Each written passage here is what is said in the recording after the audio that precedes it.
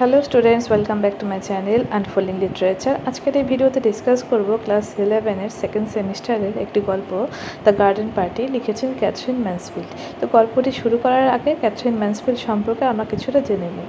Catherine Mansfield জন্মগ্রহণ করেছিলেন 1888 এবং তার মৃত্যু হয়েছিল 1923-তে। তো ইনি নিউজিল্যান্ডের ওয়েলিংটনের বিউক্যাম্প নামে একটি জায়গায় জন্মগ্রহণ করেছিলেন। তিনি সেই সময়ের বিংশ শতাব্দীর ইংল্যান্ডের ষষ্ঠরের একজন জনপ্রিয় লেখিকা ছিলেন এবং সেই সময় যেখানে মহিলারা বিশেষত ঘরের ভেতরেই থাকতেন, সেই সময় কিন্তু মহিলাদের লেখা নিয়ে এবং যারা সাধারণত কর্মরত মহিলা ওয়ার্কিং ওমেনদের নিয়ে তিনি তার লেখাতে কিন্তু তাদেরকে তুলে ধরেছিলেন। আর এই যে দ্য গার্ডেন পার্টি, এই গল্পটি এটা প্রথম পাবলিশড হয়েছিল 1922-তে, তার মৃত্যুর ঠিক 1 বছর আগে, এবং 3টে পার্টে পাবলিশড হয়েছিল। Letter it appeared in the garden party and other short stories. তো এই গল্পটিতে যে ক্যারেক্টারগুলো আছে সেগুলো আগে আমরা দেখে নিচ্ছি। প্রথমেই রয়েছে যে প্রোটাগনিস্ট, মানে এই গল্পের মূল চরিত্র লরা শেরিডান। সে একটি মেয়ে এবং তার মা মিসেস শেরিডান, মেগ শেরিডান লরার বোন, জো শেরিডান লরার আরেক বোন, লরি শেরিডান লরার ভাই, মিস্টার শেরিডান লরার বাবা। গল্পে পরোক্ষভাবে এনার উল্লেখ আছে, কিন্তু সরাসরি গল্পে কোনো রকমভাবে তার কিন্তু উল্লেখ নেই। কটবার্সম্যান তাঁবু বসানোর কাজ করছিল যারা, মিস্টার স্কট, ইনি একজন দরিদ্র শ্রমিক যিনি কিনা মারা যান। তাকে ঘিরেই কিন্তু অনেকটাই গল্পটা। মিসেস স্কট, মিস্টার স্কটের স্ত্রী যিনি মারা গেছেন। স্কট পরিবারের একজন মহিলা, সম্ভবত আত্মীয় বা প্রতিবেশী। স্যারি শেরিডান পরিবারের এক গৃহকর্মী। কুক, মানে একজন রাঁধুনি যার নামে কোনো উল্লেখ নেই, কিন্তু তার কথা কিন্তু আমরা গল্পে পাই। তো এবার গল্পটির সারাংশ ব্যাখ্যা করছি। ক্যাথরিন ম্যান্সফিল্ডের দ্য গার্ডেন পার্টি একটি সংবেদনশীল ও গভীর ছোট গল্প, যেখানে সমাজের শ্রেণী বিভাজন, মানবতা, আত্মজ্ঞান ও জীবনের অন্তিম সত্য, মৃত্যুর প্রতি এক কিশোরীর মেয়ে উপলব্ধি ও তার পরিবর্তনের গল্প এখানে বলা হয়েছে। গল্পটি শুরু হয় এক আনন্দঘন সকাল দিয়ে, যখন শেরিডান পরিবার তাদের বাড়ির বাগানে একটি গার্ডেন পার্টির আয়োজন করছে। সূর্য উজ্জ্বল, বাতাসে ফুলের গন্ধ, পাখির গান, সব মিলিয়ে এক শান্ত ও স্বপ্নময় পরিবেশ কিন্তু তখন বিরাজ করছে।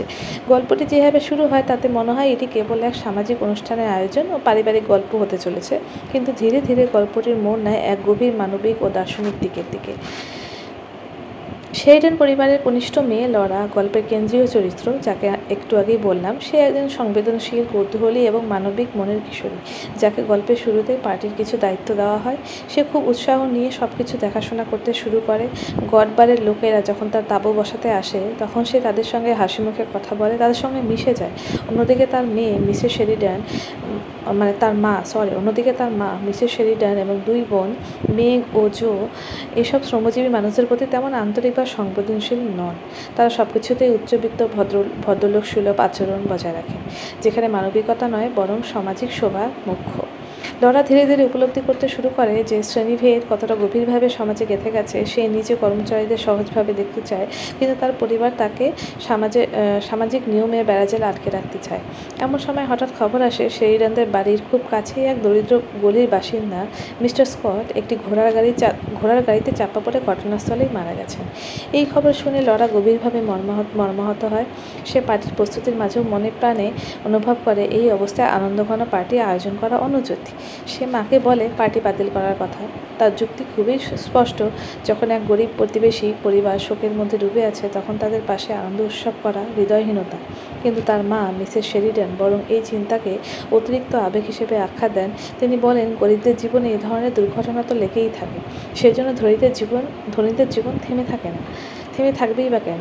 তার মা আরও বলেন, এই বিষয়টি নিয়ে মাথা ঘামানো অপমানজনক হবে। লরার আপত্তি কিন্তু তার মা আর এখানে শোনে না। গল্পের এই মুহূর্তে লেখিকা সমাজের বাস্তবতাকে খুব সূক্ষ্মভাবে তুলে ধরেছেন।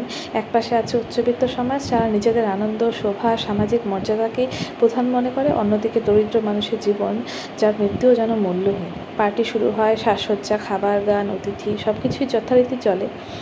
জো গান গায়, অতিথিরা খুশি এবং মিসেস শেরিডান মেয়েদের নতুন টুপি পরাতে বললেন। লরাও এরকম মানসিক দ্বন্দ্ব নিয়ে পার্টির মাঝে থাকে, কিন্তু সে পুরোপুরি আনন্দে মিশতে পারে না। তার মনে একটা প্রশ্ন, একটা অপরাধ বোধ কাজ করতে থাকে। সে নিজেকেও ইনসেনসিটিভ হয়ে উঠছে, সে সেটা মনে করে। পার্টির পরে সম্ভবত নিজের আত্মগ্লানিকে লুকোতে মিসেস শেরিডান, মানে লরার মা, লরাকে কিছু খাবার আর ফলের ঝুড়ি হাতে দিয়ে বলেন সে যেন স্কট পরিবারের বাড়িতে দিয়ে আসে। লরাও নিজেরও মন চায় না সেখানে যেতে, কারণ তাদের একটা দুঃখের দিন এটা, কিন্তু অগত্যা সে যায়। এটাই তার জীবনের এক বড় মোড় ঘোরানো মুহূর্ত হয়ে দাঁড়ায়। লরা যখন স্কটেদের গলিতে পৌঁছয় তখন প্রথমে সে একেবারে ভিন্ন এক বাস্তবিকতার মুখোমুখি হয়। তার চারপাশে ছোট ছোট ঘর, স্যাঁতস্যাঁতে গলি, ধুলো ময়লা, কষ্টে ডুবে থাকা মানুষের জীবন। এই পরিবেশে তার কাছে সম্পূর্ণ অজানা। সে ভিতরে ঢুকে মিসেস স্কটের সঙ্গে দেখা করে, যিনি শোকে পাথর হয়ে আছেন। ঘরের অন্য মহিলারা তাকে দেখে মৃতদেহ দেখাতে নিয়ে যায়। এখানে গল্প এক গভীর স্তরে প্রবেশ করে। লরা যখন সেই মৃত শ্রমিকের মুখের দিকে তাকায় তখন তার মনে হয় যে সে জীবনে তার জীবন এতটাই শান্তির হয়ে গেছে, সে জীবনে এমন শান্ত, স্বচ্ছ, বিশ্রামময় মুখ আর দেখেনি। মৃত্যুর এই অভিজ্ঞতা তাকে মুগ্ধ করে, ভীত করে না। সে কিন্তু ভয় পেয়ে যায় না, সেটা থেকে মুগ্ধ হয়ে যায়। বরং সে এই শান্ত মৃত্যুতে এক অপার্থিব সৌন্দর্য খুঁজে পায়। তার মনে হয় সে যেন জীবনের চরম সত্য উপলব্ধি করল। মৃত্যু কেবল শেষ নয়, তা এক নিঃশব্দ বিশ্রাম। লরার মানসিক অবস্থা তখন এক অদ্ভুত আলোয় উদ্ভাসিত হয়। এই মুহূর্তটি হলো গল্পের শ্রেষ্ঠ বিন্দু, যেখানে আনন্দ, মৃত্যু, সমাজ ও আত্মজ্ঞান একসঙ্গে মিলে যায়।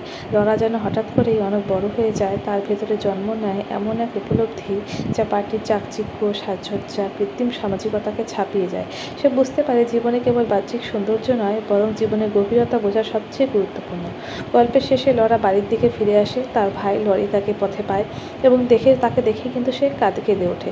লরি জিজ্ঞেস করে কি হয়েছে। লরা কিছু বলার চেষ্টা করে, ইজ নট লাইফ, একটা কোয়েশ্চেন মার্ক, কিন্তু বাক্যটি অসম্পূর্ণই রয়ে যায়। এই অসম্পূর্ণতা ইচ্ছাকৃত, কারণ জীবনের যে গভীরতা ও জটিলতা সে অনুভব করেছে তা ভাষায় প্রকাশ করা যায় না। এই গল্পের মাধ্যমে ক্যাথরিন ম্যানসফিল্ড খুব সংবেদনশীলভাবে দেখিয়েছেন কীভাবে একটি নির্দোষ সাদাসিধে মেয়ে এক অভিজ্ঞতার মাধ্যমে জীবনের গভীর উপলব্ধি লাভ করে। সে বুঝে যায় সমাজ কেবল উপর থেকে যেমন দেখা যায় তেমন সরল নয়। শ্রেণীভেদ, মৃত্যু, সামাজিক ভান সব কিছু মিলিয়ে জীবন এক জটিল ও গভীর রচনা। এই গল্পে কোনো রোমাঞ্চ নেই, নাটকীয় ঘটনা নেই, তবুও এটি পাঠকদের হৃদয় ছুঁয়ে যায়, কারণ এটি বাস্তবতা ও মানবতার অনুভূতির সঙ্গে সরাসরি যুক্ত। এটি কেবল একটি পার্টির গল্প নয়, বরং একটি কিশোরীর আত্মপ্রবঞ্চনা কাটিয়ে বাস্তবতার মুখোমুখি হওয়ার গল্প। গল্পের শেষ হয় এক অপূর্ণ বাক্যে, যা একটি নতুন চেতনার সূচনা করে। আশা করি গল্পটি তোমাদের বোঝাতে পারলাম। ভালো লাগলে অবশ্যই লাইক অ্যান্ড কমেন্ট করবে এবং এরকম আরও ভিডিও ভবিষ্যতে পেতে চাইলে চ্যানেলটিকে সাবস্ক্রাইব করবে। Thank you so much.